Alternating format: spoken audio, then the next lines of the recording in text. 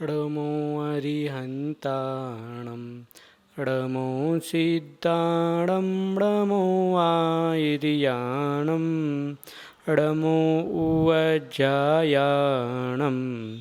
णमो लोहे सौवसाहुणं। जय बोलो अनंत अनंत सिद्ध परमेष्टि भगवान की। जय बोलो 24 भगवान की। जय बोलो आचार्य गुरुवर शांति सागर मुनि महाराज की। जय बोलो प्रातस्मरणीय आचार्य गुरुवर विद्यासागर मुनि महाराज की।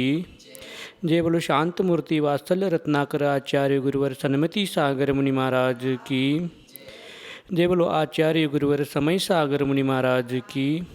जय बोलो मम दीक्षा गुरु आचार्य गुरुवर चंद्रप्रभ सागर मुनि महाराज की। समस्त मुनि संघ की।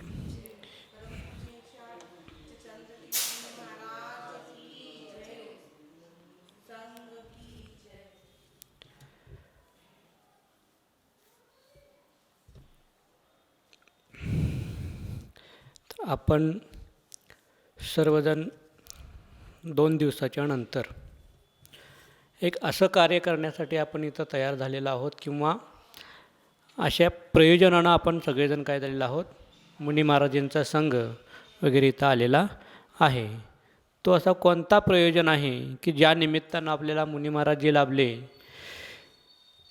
तो प्रयोजन जर आपल्याला सार्थक करायचं असेल तर आपल्याला त्याच्यामध्ये काय करावं लागेल, भाग घ्यायला पाहिजे। आणि तो भाग घेतल्यानंतरच त्याच्यामध्ये जो काही आनंद आहे तो आनंद आपल्याला काय करायला मिळणार आहे, अनुभवायला मिळणार आहे। मग हे सिद्ध चक्र जे विधान आहे ते का केलं जातं, किंवा याच्या अगोदर असं कोणी केलं होतं म्हणून सांगितलं गेलं, तर अशी कोणती राणी होती की जिनं ते सिद्ध चक्र विधानाचं प्रयोजन केलं होतं, तर ती चेलना राणी म्हणून प्रसिद्ध झालेली आहे। ते आपल्या पतीचं कोड निवारण करण्यासाठी काय केली होती, सिद्ध चक्र विधानाचं आयोजन केलं होतं। आणि ते केल्यानंतर तिला त्याचं फळ लगेच तुरंत देखील मिळालं। परंतु आपण मात्र असं करायचं नाही की कोणती तरी हेतू ठेवून आपण ते पूजन करायचं नाही। हेतू ठेवून पूजन केलं तर आपल्याला काय मिळणार नाही, त्याचं पुण्य फार मिळणार नाही। कोणत्याही प्रकारचं त्याच्यामधून फायदा न बघता फक्त आपण सहज करायचं जायचं आहे, आणि ज्यावेळी सहज करत जातो त्यावेळी आपल्याला आपोआपच त्या सगळ्या काही गोष्टी आपल्याला मिळत जातात। त्यासाठी जे आपले सिद्ध चक्र विधान आहे ते त्या मॅडम आणि ते सर, होरे मॅडम आणि होरे सर हे दोघं मिळून काय करत आहेत, वैयक्तिक आपल्या घरी करत आहेत। हे विधान पूर्ण गावानं केलं जातं, फार मोठ्या प्रमाणामध्ये काय केलं जातं, त्याचा उत्सव केला जातो पूर्ण गावाला बोलवून। पण हेच पूर्ण जे गाव करणार आहे ते फक्त हे दोघंजण काय करत आहेत। अशा प्रकारचं भाव आपण देखील सर्वांनी काय करायला पाहिजे की आपण भले मोठे मोठे नारळ किंवा मोठे मोठे अर्घ्य देऊन आपण जर नाही करू शकलो तर कमीत कमी लहान लहान वस्तू, बदाम असतील, लवंग असेल किंवा दालचिनी असेल, किंवा जे काही आपल्याला जमेल, जे काही आपली परिस्थिती असेल त्या ह्याच्याप्रमाणे काय करायला पाहिजे, आपल्याला स्वतःच्या घरी कमीत कमी काय करायला पाहिजे, एकदा सिद्ध चक्र विधान ओवाळायला पाहिजे। हे त्याचं काय आहे, फार मोठी महिमा आहे। आणि ती महिमा जोपर्यंत आपण त्याला काय करणार नाही, भावणार नाही, तोपर्यंत ते आपल्याला त्याचं महत्त्व समजणार नाही।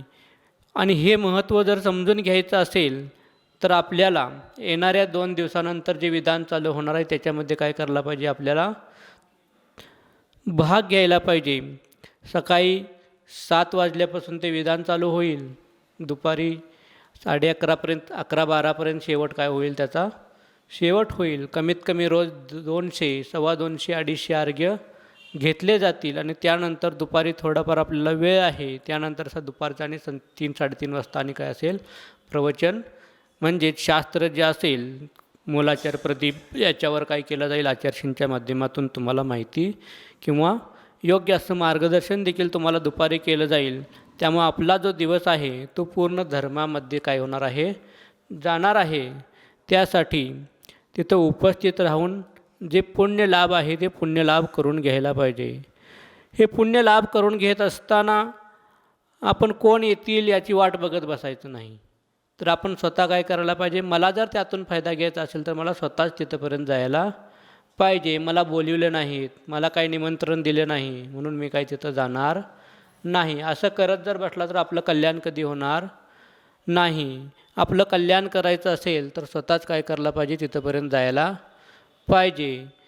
ज्यावेळी भगवान स्वतःच्या आत्म्यापायी गेले त्याचवेळी ते काय झाले, भगवान झाले. आपण मात्र काय करत आहोत, स्वतःचा आत्मा सोडून बाहेरच्या आत्म्याच्या मागं लागलेलो आहोत.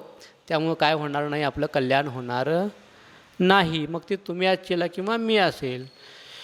त्यामुळं काय करायला पाहिजे, आपलं जर मुख्य ध्येय कुठलं असेल, जर उपकार कुणावर करायचे असतील तर कुणावर करायला पाहिजेत, कुणाला उपकार?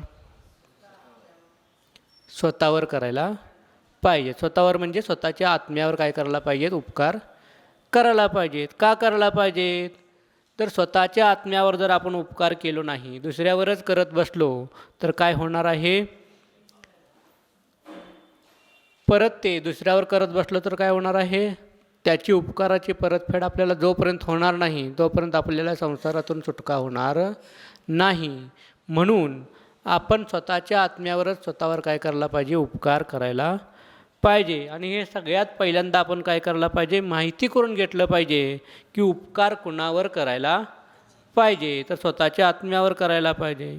कधी करायला पाहिजे, कुठं करायला पाहिजे हे विचार करत बसायचं नाही. ज्यावेळी आपल्याला वेळ मिळेल, ज्यावेळी आपल्याला वेळ असेल त्यावेळी, मग ते झोपेत असताना, जागे असताना, बसमध्ये बसलेलं असताना, येत असताना, जात असताना, चालत असताना, प्रत्येक वेळी काय करायला पाहिजे, आपल्या आत्म्यावर संस्कार करायला पाहिजेत, उपकार करायला पाहिजेत. आपण मात्र काय करत बसलेलो आहोत, नको त्या गोष्टीचं कर्तव्यच करत बसलेलो आहोत. आपलं जर मुख्य कर्तव्य कुठलं असेल, मुख्य ध्येय जर कुठलं असेल या सृष्टीवर येण्याचं किंवा या जैन कुल मिळण्याचं, जैन धर्म मिळण्याचं, जैन धर्म पाळण्यासारखं आपल्याला घरं मिळण्याचं जर मुख्य कुठलं जर असेल तर ते आपण मागं असं काहीतरी पुण्य करून आलो आहे म्हणून अशा प्रकारचं आपल्याला मंदिर जवळ भेटलेलं आहे, धर्म करायला देणारे आपल्या घरचे भेटलेले आहेत. अशा प्रकारचं जे काही वातावरण मिळालेलं आहे, आपण काहीतरी मागं काय केलेलं आहोत, पुण्यकर्म असं काहीतरी केलेलं आहोत, त्याचंच फळ म्हणून आपल्याला हे सगळं आज करायला मिळतं आहे. आणि हे जर मिळत असेल तर याचा काय करायला पाहिजे, आपल्याला फायदा घ्यायला पाहिजे, पुरेपूर उपयोग करून घ्यायला पाहिजे. जेणेकरून मला आज जो पर्याय मिळालेला आहे, मला आज जे काही कष्ट आहेत, दुःख आहेत, जे काही कर्म बांधलेले आहे ते कर्म फेडण्याचे, दुःख नाहीसं करण्यासाठी हे सगळ्यात मोठं काय मिळालेलं आहे, आपल्याला साधन मिळालेलं आहे. आणि त्याचा उपयोग आपल्याला करून घ्यायला पाहिजे. जर आत्ताच त्याचा उपयोग करून घेतलो नाही तर परत आपल्याला तो उपयोग करण्यासाठी, आत्म्यावर संस्कार करण्यासाठी किती भाव लागतील, किती भाव फिरावं लागतील याचं आपल्याला काहीही गणित घालता येणार नाही. अनादी काळापासून आपण फिरत आलेलो आहोत, अजून पण आपल्याला अनादी काळापर्यंत फिरत बसायचं आहे का? तर फिरत बसायचं नसेल तर आपल्याला काय करायला पाहिजे, आपल्या आत्म्याकडे लक्ष द्यायला पाहिजे, आपल्या आत्म्यावर उपकार करायला पाहिजे, दया करायला पाहिजे, परोपकार करायला पाहिजे. आपण मात्र काय करत बसलेलो, सगळं दुसऱ्यावर, स्वतःच्या आत्म्याला सोडून मात्र सगळ्या दुसऱ्यांच्यावरच काय करत बसलेलो आहोत, दयाधर्म करत बसलेलो आहोत. किंवा असं भाव करायला पाहिजेत की जेणेकरून आजपर्यंत आपण असे भावच केले नाहीत, असे भाव ज्यावेळी होतील त्यावेळी आपल्याला काय होणार आहे, मोक्ष मिळणार आहे. असे आजपर्यंत आपण भाव केलो का मोक्ष मिळण्यासारखे? तर केलेले नाहीत. त्यामुळं आजपर्यंत जे आपण भाव केलेले नाहीत असे जोपर्यंत आपले भाव होणार नाहीत तोपर्यंत आपल्याला मोक्ष मिळणार नाही. मग रोजच्यासारखंच जर आपण भाव करत बसलो तर आज कितीही जर दैनकुल आपल्याला मिळाले तर आपले कधीही कल्याण होणार नाही. त्यासाठी आजपर्यंत जे आपण भाव करत आलेलो आहोत ते भाव न करता असे काही वेगळे जे आज तीर्थंकर आहे, चंद्रप्रभू भगवान आपले जे आहेत, त्यांनी ज्या प्रकारचे भाव केले किंवा 24 भगवंतांनी ज्या प्रकारचे भाव केले त्या प्रकारचे भाव काय करायला पाहिजेत, आपल्याला देखील करायला पाहिजेत. नुसतं इथं आलो, दर्शन घेतलो, पूजन केलो, अभिषेक केलो म्हणजे धर्म संपला का? जर धर्माची सुरुवात जर कुठं असेल तर धर्माची सुरुवात पुण्य आणि पाप संपल्यानंतर खऱ्या धर्माची सुरुवात आहे. मग आपण पुण्य तर करणाच झालेलो आहोत, नुसतं पापच करत बसलेलो आहोत. जर नुसतं पापच करत बसले तर पुण्य जोपर्यंत येणार नाही तोपर्यंत पाप कमी होणार नाही, आणि जोपर्यंत पाप कमी होणार नाही, पुण्य कमी होणार नाही, तोपर्यंत आपला खरा धर्मच सुरू होणार नाही. कारण तिथून पुढची दशा म्हणजे आपली काय होत असते, तीर्थंकरांची जे साधू असतात त्यांची सपक श्रेणी वगैरे चढायला ते चालू करतात. त्याच वेळी त्यांना त्यांच्या ध्येयापर्यंत पोचता येतं. त्यामुळं आपल्याला काय करायला पाहिजेत, आपल्या आत्म्यावर अशा प्रकारचे संस्कार करायला पाहिजेत की जेणेकरून आपण आजपर्यंत केलेले नाहीत. कमीत कमी त्याला सांगायला पाहिजे की तू एकटा आहेस, तुझं कोणी नाही. तरच काय होणार आहे हे आपण ज्यावेळी तर वारंवार आपल्या आत्म्याला सांगू, मग ते उठल्यानंतर असेल 5 मिनटं वेळ काढून किंवा झोपायच्या अगोदर 5 मिनटं वेळ काढून आपल्याला काय करायला पाहिजे, आपल्या दिवसभराच्या चर्येचं गणित घालायला पाहिजे की जेणेकरून मी आज दिवसभर किती पाप कमवलं, किती पुण्य कमवलो, याचं काय करायला पाहिजे, आपल्याला सांगड घालायला पाहिजे. जर पापक्रिया जास्त होत असतील आणि पुण्यक्रिया काय होतच नसेल तर मात्र काय होणार नाही, आपली कधी सुटका होऊ शकणार नाही. कारण आपण येतानाच काय करून आलेलो आहोत, आभाळभर घेऊन आलेलो आहोत. पुण्य मात्र आपण काय करत आहोत, मुगा एवढं करत आहोत. मग आभाळभर जर कर्म घेऊन आलेलं असेल तर मुगा एवढं पुण्य करून चालेल का? त्यासाठी काय करायला पाहिजे, पुण्य वाढवायला पाहिजे. तर कायम एक उदाहरण सांगतात की जे आदिनाथ भगवान झाले, आदिनाथ भगवंतांनी ना कर्मबंध झालं होतं का नव्हतं, तर त्यांना देखील कर्माचा बंध झाला होता की त्यांनी देखील शेतकरी पर्यायाच्या अवस्थेमध्ये असताना काय केलं होतं, बैलाला थोड्या वेळासाठी 6 मिनटं असतील, ते किती मिनटं असतील, 6 तास असेल, 6 मिनटं असेल, 6 सेकंद असेल, त्याच्याशी आपल्याला काही देणं घेणं नाही. ते फक्त मुसकी काढायला विसरले होते, म्हणून त्यांना काय करावं लागलं, त्याचंच कर्म त्यांना कमीत कमी 6 महिने भोगावं लागलं. मग तीर्थंकरांच्यासारख्या जीवाला जर एवढं दुःख भोगावं लागत असेल, 6 महिने उपवास करायला लागत असेल, तर आपण तुम्ही कोण आहोत, तीर्थंकर आहोत का? त्यांच्या एवढी आपल्या शक्ती आहे का? जर नसेल तर प्रत्येक गोष्ट काय करायला पाहिजे, आपल्याला सावधानतापूर्वक करायला पाहिजे. जे अज्ञानात आजपर्यंत केलो ते न करता ज्ञान मिळवून योग्य असं काय करायला पाहिजे, आपल्याला आत्म्यावर बिंबवायला पाहिजे की मी एकटाच आहे, माझं कोणीही नाही. तर अशाच प्रकारचं अजून एक उदाहरण आहे. ह्या मुलांना मी परवा येता येता सांगितलं होतं की तीर्थंकर जे 23वे तीर्थंकर 22वे तीर्थंकर कोण, नेमिनाथ भगवान. हे नेमिनाथ भगवंतांच्या घरी एक घटलेली घटना आहे की त्यांचे भाऊ श्रीकृष्ण आणि बलराम हे त्यांच्या काकांची मुलं होती, आणि त्यांच्या काकांच्या निमित्तानं काय होणार होती, द्वारका जळणार होती. हे 100% होणारच होतं, याच्यामध्ये काहीही एक किंचित देखील काय होणार नव्हतं, बाजूला होणार नव्हतं. ते होणार म्हणजे होणारच. जे तीर्थंकरांच्या वाणीतून ऐकायला मिळालेलं आहे ते होणार म्हणजे होणार, त्याच्यामध्ये कोणीही बदल करू शकत नाही. तर अशी घटना घडली होती की अशी वाणी खिरली होती की अशी मुनी महाराजांनी, वृद्धिधारी मुनींनी सांगितलं होतं की तुमच्या घरामध्ये फक्त 3च लोक शिल्लक राहतील, असं सांगितलं गेलं होतं. आणि तशाच प्रकारे त्यांचे काकाच्या निमित्तानंच काय होणार आहे, पूर्ण द्वारका जळली जाणार आहे असं देखील सांगितलं होतं. मग त्यांच्या त्या काकांना समजलं की ते मुनिदीक्षा घेतले होते. ते मुनिदीक्षा घेतल्यानंतर त्यांना समजल्यानंतर असं काय व्हायला नको म्हणून ते काय केले, 12 वर्षासाठी त्याची मुदत दिली होती. मग ते 12 वर्षाच्या मुदती संपूसपर्यंत काय केले, ते एका वनामध्ये जाऊन, दूर अशा वनामध्ये जाऊन ते राहिले. आणि ते 12 वर्ष संपले म्हणून काय झाले, परत आले. आणि परत आलेले असताना त्यांच्या लक्षात आलं की आत्ता जसा अधिक महिना चालू आहे आपल्यामध्ये, तसं त्यावेळी देखील अधिक महिना आला होता. आणि ते 12 वर्ष संपण्यासाठी 1 महिना अजून काय होता, मग ते अधिक महिना आल्यामुळे शिल्लक होता. मग 1 महिना काय करायचं म्हणून त्यांनी गावाच्या शेजारीच कुठंतरी इकडं तिकडं न जाण्यापेक्षा आता 1 महिना तर राहिलेला आहे म्हणून काय करायचं, इथं गावाच्या शेजारी बसूनच काय करूया, जंगलामध्ये बसून आपलं तपश्चर्या करूया. आणि 1 महिना संपल्यानंतर आपल्या घरी निघून जाऊया म्हणून ते टाळण्याचा प्रयत्न, विधिलिखित टाळण्याचा प्रयत्न केला. परंतु ते असं लिखित होतं की ते घडणारच होतं. मग त्याच्यासाठी निमित्त काहीही बनून ते होतच होतं. मग त्या प्रकारे ते काय करत होते, साधना करत बसले होते. आणि साधना करत बसलेले असताना की त्या जंगलामध्ये त्या नगरीतील जी मुलं होती ती मुलं काय करायला गेली होती, खेळण्यासाठी गेलेली होती आणि खेळली आणि दमली. आणि त्यावेळी तिथं काय झाला होता, पाऊस पडला होता आणि तिथे एक खड्डा होता. त्या खड्ड्यामध्ये काय केलं होतं, अगोदर सगळ्या गावातील जे काही दारू आहे ती दारू आणून काय केली होती, तंटामुक्त केलं होतं, दारूमुक्त गाव केलं होतं त्यावेळी. पण मग त्यांनी काय केले होते, ते आणून त्या खड्ड्यामध्ये टाकलं होतं आणि तिथं पाऊस पडल्यामुळे काय झालं, पाणी त्या खड्ड्यामध्ये ते साठलं आणि ते साठलेलं पाणी काय केलं, ती मुलांनी प्याले.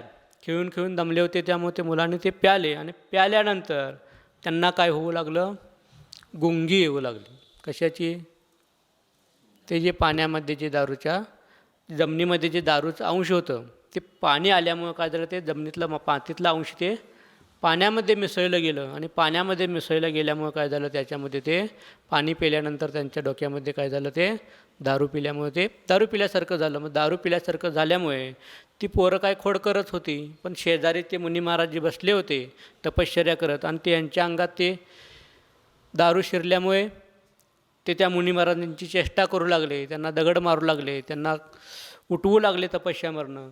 आणि ते करत असताना ते सांभाळण्याचा, स्वतःला मुनी महाराज जे स्वतःला सांभाळण्याचा खूप प्रयत्न केले, परंतु तो प्रयत्न काय झाला, शेवटी अयशस्वी झाला. आणि त्यांचा तो राग जो आहे तो राग काय झाला, त्यांचा तो अनावर झाला. आणि अशा प्रकारचा राग आला की तो जो राग आला होता, जो लाल प्रकारचा जो पुतळा निघाला, तो जो पुतळा असतो तो निघाला तर तो राग स्वतःला देखील भस्म करतो आणि समोरच्याला देखील काय करत असतो, भस्म करतो. अशा प्रकारचा त्यांचा तो राग जागा झाला आणि तो राग त्या मुलांना मारण्यासाठी त्यांच्या मागणं तो धावू लागला. मुनी महाराज जे असताना देखील कर्माचा उदय आल्यानंतर कोणाचं काहीच करता येतं नाही, सांगता येतं नाही. कोणी कितीही मोठा तीर्थंकर असला तरीसुद्धा त्यांना कर्म सुटतं नाही. ते विधिलिखित होतं. तो तसंच त्यांच्या मागणं पळत पळत गेला. ती मुलं गावामध्ये गेले, ती कुठं त्याला सापडनात. म्हणून त्याचा जो राग होता तो राग सापडना म्हणून काय केला, ते रागाच्या भरात त्यानं सगळं ते पूर्ण द्वारकेलाच काय केलं, जाळ लावला. आणि ती जाळ लागल्यानंतर पूर्ण द्वारका काय झाली, जळली गेली. आणि त्याच द्वारकेमध्ये किंवा त्या अयोध्येमध्ये कुठलं गाव होतं त्याच्याशी आपल्याला काही देणं घेणं नाही, परंतु जी घटना घडली त्यातून आपल्याला घ्यायचं काय आहे ते आपण बघायचं आहे. त्याच नगरीमध्ये 22वे तीर्थंकर नेमिनाथ भगवान राहत होते. ते तीर्थंकर होते बलराम आणि श्रीकृष्ण, हे नारायण आणि प्रतिनारायण होते. एकाच घरात हे 3 महापुरुष होते. हे असताना देखील त्या जाळातून काय करू शकले नाहीत. आपल्या 3 करोड रुपये, 3 करोड त्यांचा परिवार होता. कुणाचा, नेमिनाथ भगवान श्रीकृष्ण हे सगळे मिळून, जसं आता राजमान्यांचं असं 25-30 लोकांचं घर आहे तसं ते मोठं त्यांचं काय होता, परिवार होता. की त्या परिवाराला ते काय करू शकले नाहीत, वाचवू शकले नाहीत. स्वतःच्या आईवडिलांना वाचवण्याचा प्रयत्न केला, परंतु ते त्या गाडीमध्ये, त्यांना गाड्यामध्ये बसवलं आईवडिलांना. आणि तो गाडा ओढण्यासाठी कोण ओढू लागले, श्रीकृष्ण आणि बलराम ओढू लागले. जे नारायण प्रतिनारायण असतात त्यांना कोणीही हरवू शकत नाही आणि त्यांच्यासारखी ताकद देखील कोणाजवळ असत नाही, तीर्थंकरांना सोडलं तरी पण. पण ते रथाचं ते, कारण बाकीचे बैल वगैरे सगळे काय झाले होते, त्या जाळामध्ये सगळे जळून खाक झाले होते. आणि ते झालेलं असताना मग आता काय करायचं म्हणून स्वतः बलराम आणि श्रीकृष्ण आपल्या खांद्यावर जू घेतले आणि तो रथ काय करू लागले, वळू लागले. थोडं अंतर आले आणि थोडं अंतर आल्यानंतर तो जे काही रथाचं चाक होतं ते चाक काय केलं, त्याच्यामध्ये ते रुतून बसलं.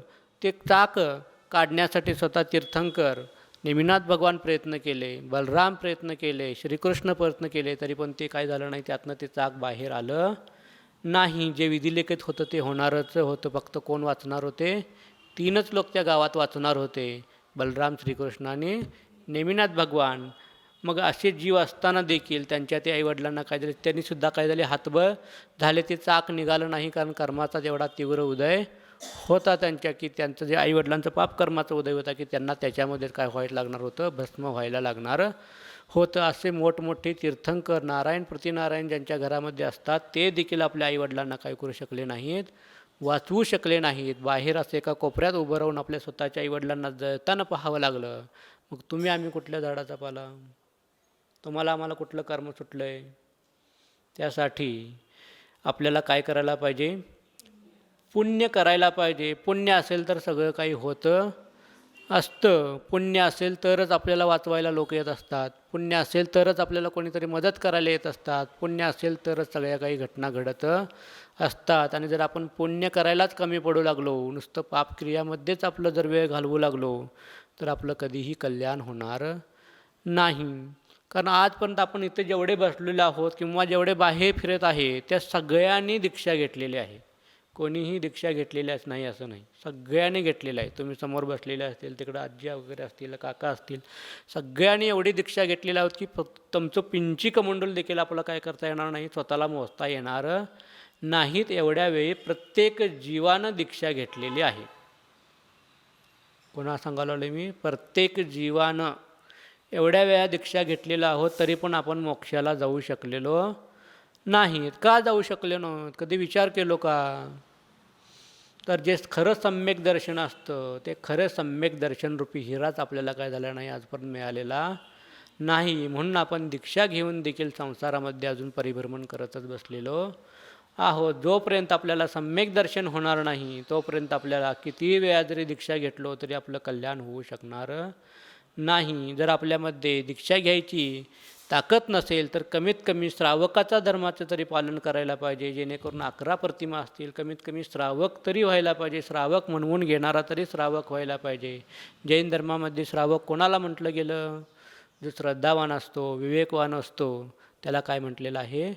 श्रावक. आणि जो क्रियावान असतो त्याला श्रावक म्हटलेलं आहे.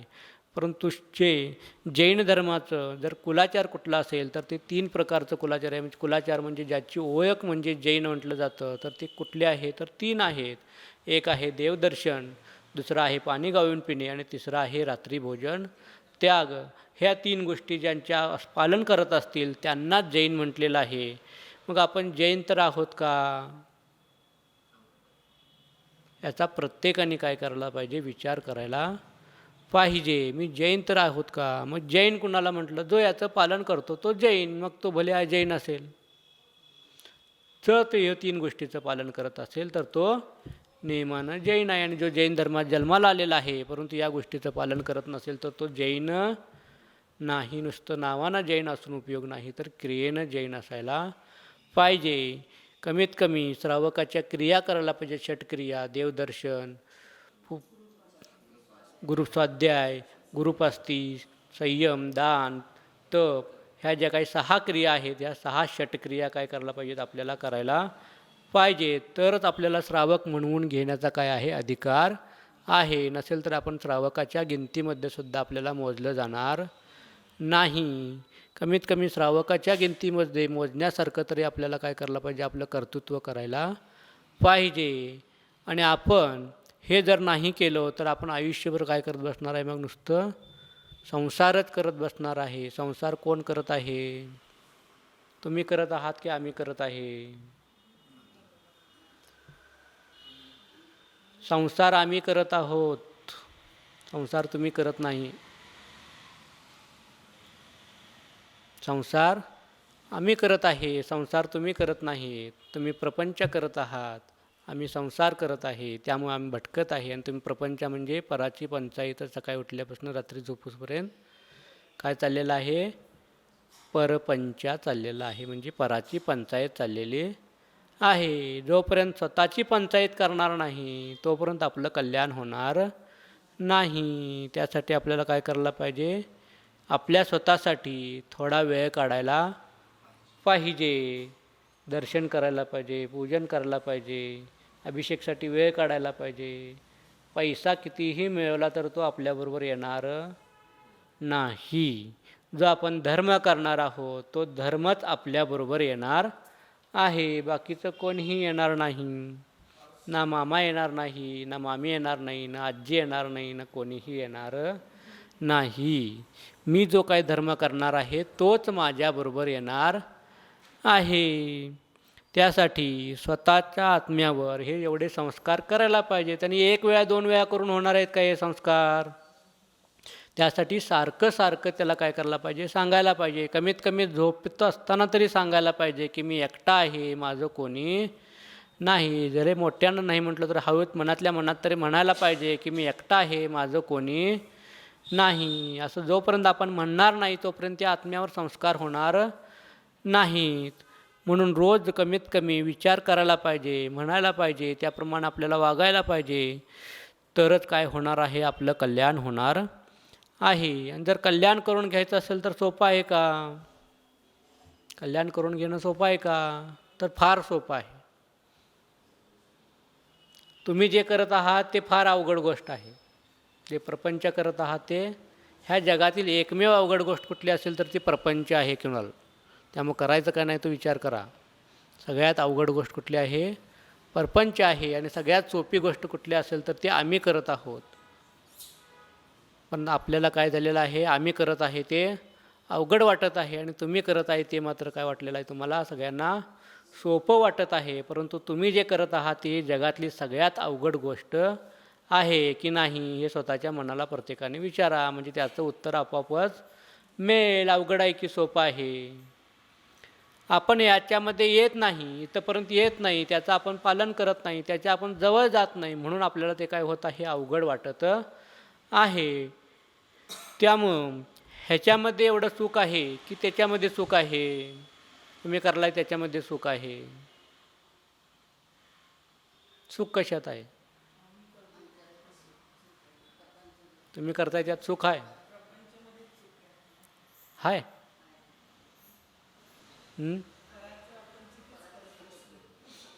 मग जर आपण ते जे काही सुख मिळणार आहे ते तुम्हाला क्षणिक सुख मिळणार आहे. 1-2 सेकंदाचं, 1-2 मिनटाचं, तासाभराचं असेल किंवा 2 तासाचं असेल, एवढंच सुख तुम्हाला मिळणार आहे. परंतु इथं जे सुख मिळणार आहे ते शाश्वत मिळणार आहे. कधीही नाश न होण्यासारखं सुख मिळणार आहे.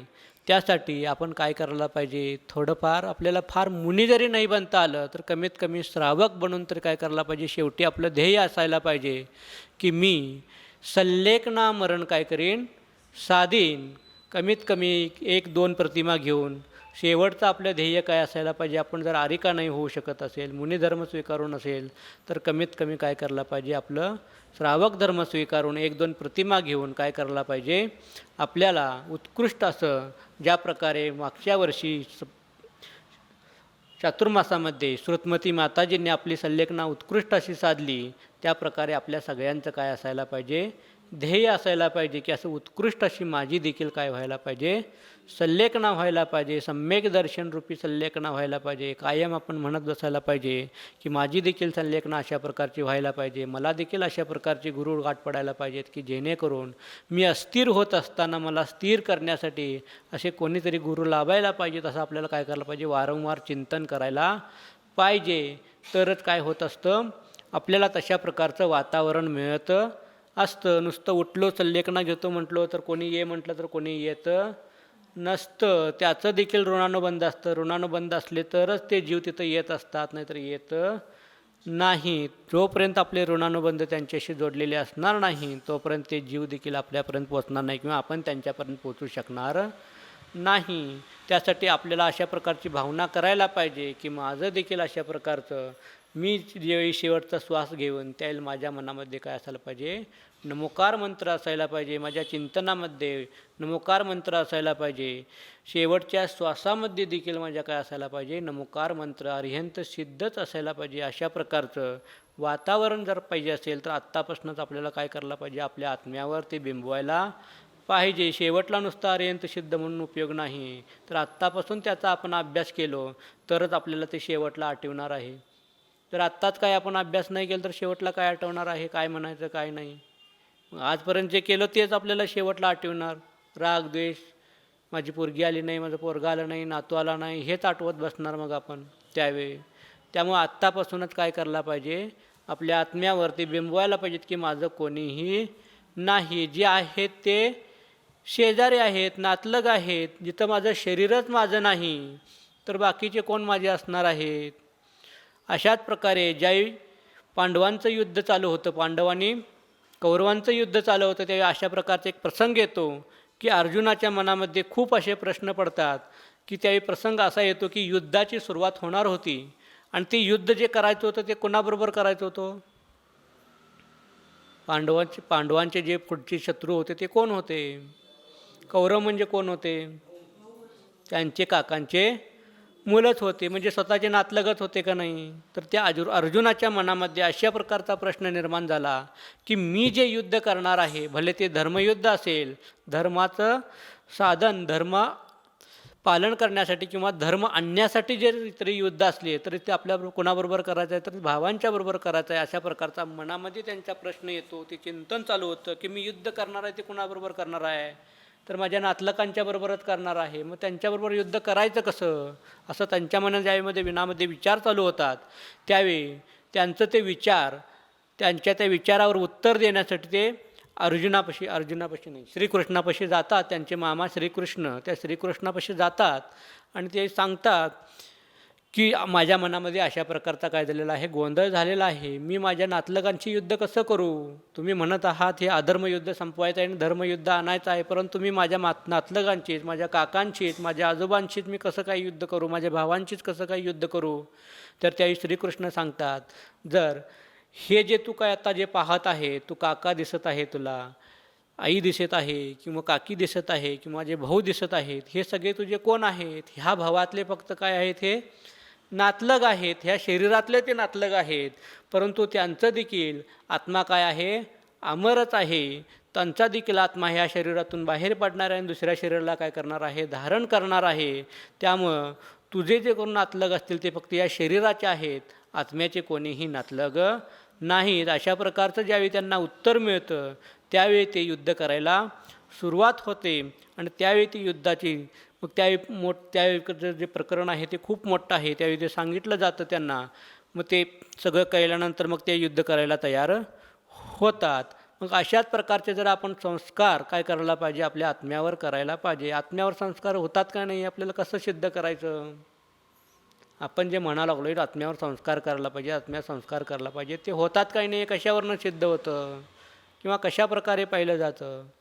तर त्याच महाभारतामध्ये किंवा मला रामायण नाव मला कन्फ्यूज होतं आहे, जे पांडवांचं जे युद्ध चालू असतं श्रीकृष्णांचं, त्यावेळी त्याच्यामध्ये कोण असतो, त्यांचाच पुतण्या अभिमन्यूचं काय असतं, ज्यावेळी तो पोटामध्ये असतो, आईच्या गर्भामध्ये असतो, त्यावेळीचा जो प्रसंग आहे, तोच प्रसंग आपल्याला काय करायचा आहे, आठवायला पाहिजे. की काय चालू होतं, युद्धाचं सगळं चाललेलं असतं आणि युद्धाचं चाललेलं असताना ती आई आतल्या खोलीमध्ये बसून काय केलेलं असते, ऐकत असते की अभिमन्यू ज्यावेळी पोटामध्ये असतो त्यावेळी की ती युद्धामध्ये कसं आत जायचं, चक्रव्यूह कसं भेदायचं, काय करायचं, हे ज्यावेळी ती जागे असते त्यावेळी काय करत असते, पूर्णपणे ती ऐकत असते. आणि आई ऐकत असल्यामुळे ते आतला अभिमन्यूचा जीवसुद्धा काय करत असतो, ते चक्रव्यूह कसं भेदायचं हे आपण ऐकत असतो. आणि थोड्या वेळानंतर ती चर्चा चाललेली असते आणि आईला काय होतं, कंटाळा आलेला असतो आणि ती आई काय जाते, झोपी जाते. आई झोपल्यामुळे आतलं बाळ देखील काय केलं जातं, झोपलं जातं. निम्मीच कथा तो ऐकला आणि निम्म्याच्या पुढची ती युद्ध संपवून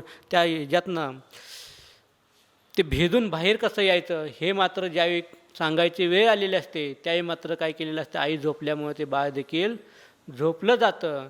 त्यामुळे जिथली पुढे त्याला कथा काय होत नाही, माहीत नसते. आणि ज्यावेळी युद्धाचा प्रसंग येतो त्यावेळी ते चक्रव्यूह भेदण्यासाठी त्याची निवड केली जाते आणि ती निवड केल्यानंतर काय होतं, तो ते सगळं काय करतो, चक्रव्यूह भेदून आत जातो, त्या सैनिकांना सगळ्यांना काय करतो, पराजय करतो. त्याचा देखील तिथं मृत्यू होतो. त्यातून बाहेर पडण्याचं त्याला जमलं नाही. हे आपल्याला जसं दिसतं तसंच ते गर्भात असताना त्याच्यावरती संस्कार झालते की नाही, आत भेदून कसं जायचे, चक्रव्यूह भेदून आत जायचे संस्कार कुठं झाले होते, पोटात असतानाच झाले होते की नाही. मग हे सिद्ध होते काही नाही की आत्म्यावर संस्कार होतात की नाही, गर्भात असताना जीवावर संस्कार होतात की नाही. मग गर्भात असताना देखील प्रत्येकाने काय करायला पाहिजे, ज्यावेळी जे असतील गर्भधारण करणारे असतील त्यांनी काय करायला पाहिजे, विचार करायला पाहिजे की त्यांच्यावर जर संस्कार तसे होत असतील तर आपल्या गर्भामध्ये असणारा जीव देखील काय होणार आहे, एक ना एक दिवस भगवान बनणार आहे. त्यासाठी त्यावेळी त्या काळात त्यांनी देखील काय करायला पाहिजे, धर्माच्या गोष्टी ऐकल्या पाहिजे, धर्म केलं पाहिजे. त्या जीवावर माझं कल्याण नाही झालं, कमीत कमी येणाऱ्या त्या जीवाचं तरी कल्याण होऊन दे म्हणून काय करायला पाहिजे, मंदिरला यायला पाहिजे, दर्शन घ्यायला पाहिजे, अभिषेक बघायला पाहिजे, काहीतरी पुराण वाचलं पाहिजे. ते पुराण वाचल्यानंतर त्याच्यामधल्या ज्या कथा आहेत त्या कथा ऐकल्यानंतर त्याच्यावरती संस्कार होतील, जे इक्ष्वाकू वंशाचे आहे ते संस्कार झाल्यानंतर त्याचे देखील भाव काय होतील, पुढं मुनी बनण्याचे होतील, स्वतःच्या आत्म्याचं कल्याण करण्याचे होतील. अशा प्रकारचं भाव सगळ्यांचं काय व्हायला पाहिजेत, बनायला पाहिजे. त्यासाठी तुम्ही लोकांनी देखील काय करायला पाहिजे, त्यांना तसं सांगायला पाहिजे की ज्यावेळी पोटामध्ये जीव येतो त्या टायमाला मोबाईलपासून लांब ठेवायला पाहिजे, चुकीच्या गोष्टीपासून लांब ठेवायला पाहिजे, धार्मिक गोष्टी जेवढ्या काय असतील त्या काय करायला पाहिजेत, सांगायला पाहिजेत. ते जे काही 3 महिन्याचे संस्कार असतील, 5 महिन्याचे संस्कार असतील, 9 महिन्याचे असतील, 7 महिन्याचे असतील, योग्य अशा मुनी महाराजांच्यापाशी जाऊन त्यांच्याकडं काय करायला पाहिजे, त्यांचे ते संस्कार करायला पाहिजे. ते संस्काराचे पुस्तकं निघालेलं आहे, ते पुस्तक वाचून नवरा बायकोने काय करायला पाहिजे, त्या प्रकारचं त्यांना तिथं वातावरण निर्माण करायला पाहिजे. त्याच वेळी तशा प्रकारचा काय होत असतो, जीव निर्माण होत असतो. नुसतं तोंडानं म्हणून चांगल्या प्रकारचा जीव निर्माण म्हटलं तर होणारं नाही. रात्रंदिवस आपण मोबाईल घेऊन बसणार आणि तोच मुलगा ज्यावेळी आपण बाहेर येतो त्याच्या हातामध्ये मोबाईल घेतल्याशिवाय त्याला काय होत नाही, रडायचं थांबत नाही. आणि त्याच मुलग्याकडे मोबाईल दिले की ते फंक्शन काय करतोय, ते पटापट उघडून त्याला काय पाहिजे ते बघत असते. ना आपण काय म्हणतोय, माझा नातू आत्तापासून जेवढा हुशार आहे, तुमचा नातू पोटात असताना सगळं शिकला आहे, त्यामुळे ते एवढा हुशार आहे, त्यामुळे ते संस्कार झालेत. त्यामुळे तो रडत असताना थांबतो, तो रडायचं घेतल्यावर, मोबाईल घेतल्यानंतर. आणि आपण पण काय करतो, घेते मोबाईल, बसते, आपलं काम थांबते, मोबाईल देतो आणि काय करतो, निवांत बसतो. मग त्याची सवय काय होत जाते, हळूहळू पुढं लागत जाते. मग तशा प्रकारचे संस्कार होत असतील तर आता आपल्या आत्म्यावर चांगल्या प्रकारचे संस्कार का होणार नाहीत, नुसतं चांगलं हो म्हणून होणार आहेत का? त्यासाठी सारखं काय करायला पाहिजे, जसं कुंभार एखादं गाडगं बनवत असताना नुसतं एकदाच हात फिरवून ते गाडगं बनतं का? त्यासाठी आतने एक हात देतो, बाहेरने एक हात देतो आणि काय करत असतो, तो असं थाप मारत असतो. त्याप्रकारे सतत काय करायला पाहिजे, आपल्या आत्म्यावर बिंबवायला पाहिजे की मला देखील माझं कल्याण करून घ्यायचं, ही मला शेवटची संधी आहे. आणि या शेवटच्या संधीचं जर मी नाही सोनं केलो तर आपलं परत काय होणार नाही, लवकर आपल्याला जैन धर्म मिळेल काय नाही माहीत नाही. जैन धर्म मिळाला ते देखील धर्म करायला मिळेल काय नाही माहीत नाही. धर्म करायला देणारी लोक आपल्याला मिळतील काय माहीत नाही. धर्म करण्यासाठी आपल्याला मंदिर जवळ मिळेल की नाही माहीत नाही. ह्या सगळ्या गोष्टी फार पुण्याने आपल्याला आता मिळालेल्या आहे. त्याचं काय करायला पाहिजे, आपल्या सगळ्यांनी सार्थक करून घ्यायला पाहिजे. आणि आता ह्याच्यापेक्षा जास्त जर सांगायला गेलं तर काय होईल, बोरिंग होईल. त्यामुळं काय करतो मी आता इथं थांबतो. आपण सगळ्यांनीच आपल्या स्वतःच्या आत्म्यावर काय करूया, संस्कार करूया. आणि एक दिवस अशाच प्रकारचं वात्सल्यसागर महाराज रूपी तीर्थंकरांचं समोशरण लागून दे. आणि त्याच तीर्थंकर रूपी समोशरणामध्ये आपण सर्वजण मुनी आरिका, श्रावक श्राविका सगळेजण मुनी बनूनच स्वतःच्या आत्म्यांचं कल्याण करून घेऊया आणि मोक्षाला जाऊया, एवढीच प्रार्थना करतो. आणि मी इथं भगवंतांच्या चरणी नमस्कार करून मी माझ्या वाणीला विराम देतो. जे बोलो 24 भगवान की